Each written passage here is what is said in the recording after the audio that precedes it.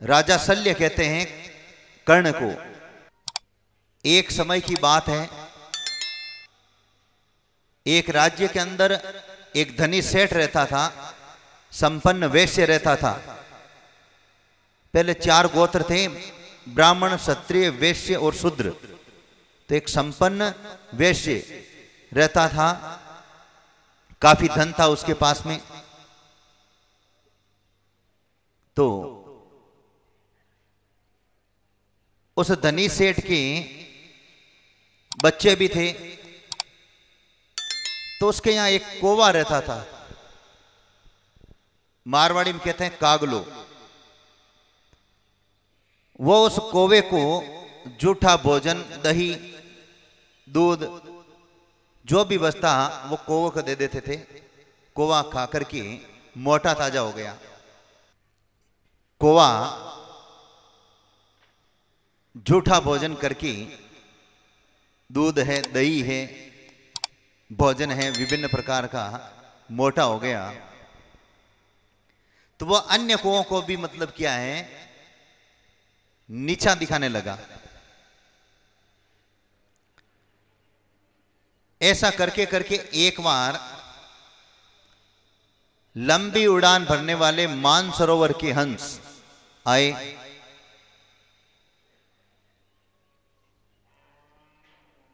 और हंस जो है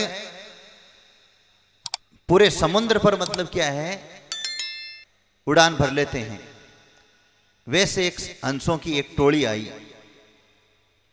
वो कागलो मतलब ये नहीं, मतलब कह दियो, ललकार दियो कि भाई है हंस, थे मारे बराबर उड़ सको कहीं।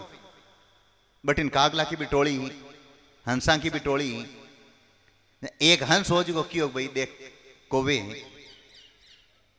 तो ये मजबूत हंस ने क्यों मतलब कहीं है कि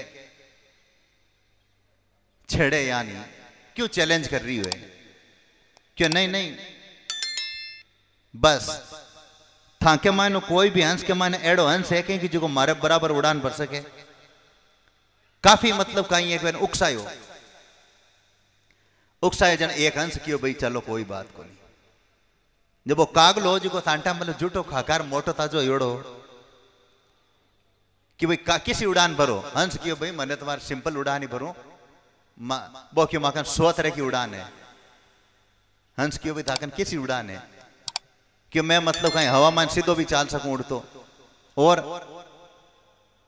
आकाश का नहीं भी सीधो जा सकूं, आकाश में वापिस धरती का नीचे आ सकूं, साइड में उड़ सकूं, तिरछो उड़ सकूं, बिना पंख हिलाया बिना भी उड़ सकूं। 101 उड़ान भी नाम बताया। मतलब महाभारत में प्रसंग है कितनी, 101 तरह की उड़ान मनावे। हंस क्यों भाई ठीक है, ते ताकि जिकी भी उड़ान अब भी उड़ो।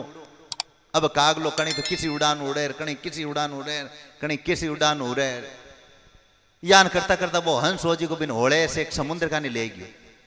कहां ले गयो, समुद्र का नहीं। थोड़ा तो मतलब कहीं है कि वो किलोमीटर मतलब कहीं है कि 100 योजन तो उड्यो, भारत तो लंका जीती दूरी तक 100 योजन तो वो उड्यो।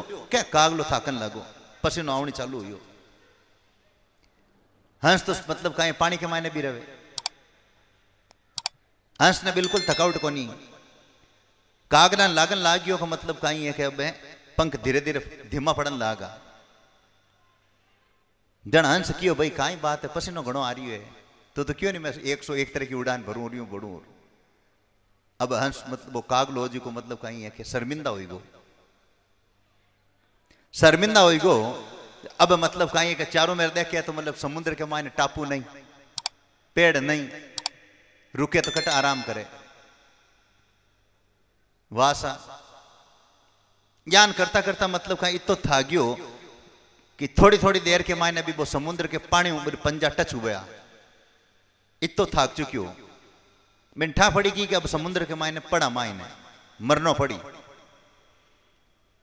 जन कियो भाई, हे हंस, मैं मतलब कहीं झूठो भोजन कर कर घमंड के मायने आई गो, मरनो ते अब मतलब कहीं बचाव तो तू बचा ले, मैं थारो एहसान जिंदगी के मायने नहीं भूलूं। हंस क्यों तो कल मोटी मोटी बात फेंके नहीं